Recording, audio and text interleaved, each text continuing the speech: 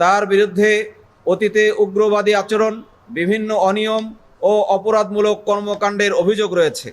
এসব অভিযোগের সত্যতা ও প্রকৃত অবস্থা নিরপেক্ষ তদন্তের মাধ্যমে যাচাই হওয়া প্রয়োজন।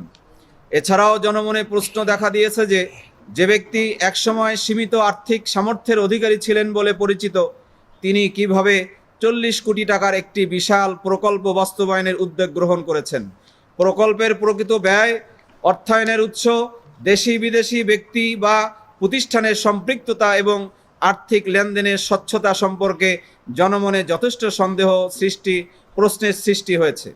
স্থানীয়ভাবে আরও আলোচনা রয়েছে যে ভারতীয় হাই কমিশন, সহকারী হাই কমিশন সহ কূটনৈতিক মহলের উক্ত প্রকল্পের প্রতি আগ্রহ ও সম্পৃক্ততার বিষয় বিভিন্ন সময় পরিলক্ষিত হয়েছে। ফলে জনমনে আশঙ্কা সৃষ্টি হয়েছে যে কোনো বিদেশি শক্তি বা গোষ্ঠীর প্রত্যক্ষ বা পরোক্ষ মদতে দেশের সামাজিক স্থিতিশীলতা, ধর্মীয় সম্প্রীতি ও জাতীয় স্বার্থের বিরুদ্ধে কোনো অপতৎপরতা পরিচালিত হচ্ছে কিনা তা যথাযথভাবে খতিয়ে দেখা প্রয়োজন।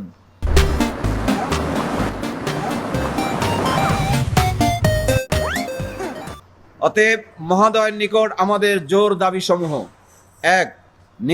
নির্মাণাধীন উক্ত বৃহৎ রামমূর্তির প্রকল্পের সকল কার্যক্রম বন্ধ করা হোক। ২. প্রকল্পটির অর্থায়নের উৎস, ব্যয়ের পরিমাণ, দেশি বিদেশি ব্যক্তি বা প্রতিষ্ঠানের সম্পৃক্ততা এবং আর্থিক লেনদেনের পূর্ণাঙ্গ তদন্ত পরিচালনা করা হোক। ৩. সংশ্লিষ্ট ব্যক্তি ও প্রতিষ্ঠানের ব্যাংক হিসাব, সম্পদের উৎস, আর্থিক লেনদেন সংক্রান্ত তথ্যাদি আইনানুগভাবে তদন্ত ও নিরীক্ষার আওতায় আনা হোক। ৪. কোনো বিদেশি রাষ্ট্র, সংস্থা বা ব্যক্তির প্রত্যক্ষ বা পরোক্ষ অর্থায়ন, প্রভাব বা সম্পৃক্ততা রয়েছে কি না তা গোয়েন্দা সংস্থা ও সংশ্লিষ্ট কর্তৃপক্ষের মাধ্যমে যাচাই করা হোক। ৫. প্রকল্পটিকে কেন্দ্র করে দেশের সার্বভৌমত্ব, জাতীয় নিরাপত্তা, সামাজিক স্থিতিশীলতা ও সাম্প্রদায়িক সম্প্রীতির জন্য কোনো ঝুঁকি রয়েছে কিনা তা বিশেষভাবে তদন্ত করা হোক। ৬. সংশ্লিষ্ট ব্যক্তি বা গোষ্ঠীর বিরুদ্ধে পরিচালিত অভিযোগসমূহ নিরপেক্ষভাবে তদন্ত করে প্রমাণিত হলে আইনানুগ ব্যবস্থা গ্রহণ করা হোক। ৭. উক্ত প্রকল্পের সাথে বিদেশি কূটনৈতিক সম্পৃক্ততার অভিযোগ বা আলোচনা সত্য কিনা তা পররাষ্ট্র মন্ত্রণালয় ও সংশ্লিষ্ট সংস্থার মাধ্যমে যাচাই করা হোক।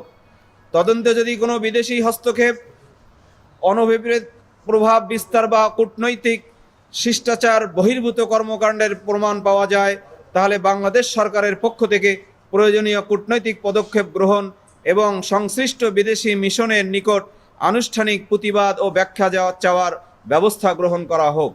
৮. গাইবান্ধা জেলা ও রংপুর বিভাগের শান্তি শৃঙ্খলা, সাম্প্রদায়িক সম্প্রীতি এবং বাংলাদেশের স্বাধীনতা সার্বভৌমত্ব রক্ষায় প্রয়োজনীয় সকল কার্যকর ব্যবস্থা গ্রহণ করা হোক। মহোদয়ের নিকট আমাদের দৃঢ় বিশ্বাস, বিষয়টির গুরুত্ব অনুধাবন করে জনস্বার্থ, জাতীয় স্বার্থ এবং আইন শৃঙ্খলা পরিস্থিতি বিবেচনায় দ্রুত কার্যকর পদক্ষেপ গ্রহণ করবেন ইনশাআল্লাহ। নিবেদক মাওলানা আব্দুল বাসেদ, সভাপতি হেফাজতে ইসলাম গাইবান্ধা জেলা। মুফতি মাহমুদুল হাসান কাসিমি, সভাপতি ইমাম ওলামা পরিষদ গাইবান্ধা জেলা।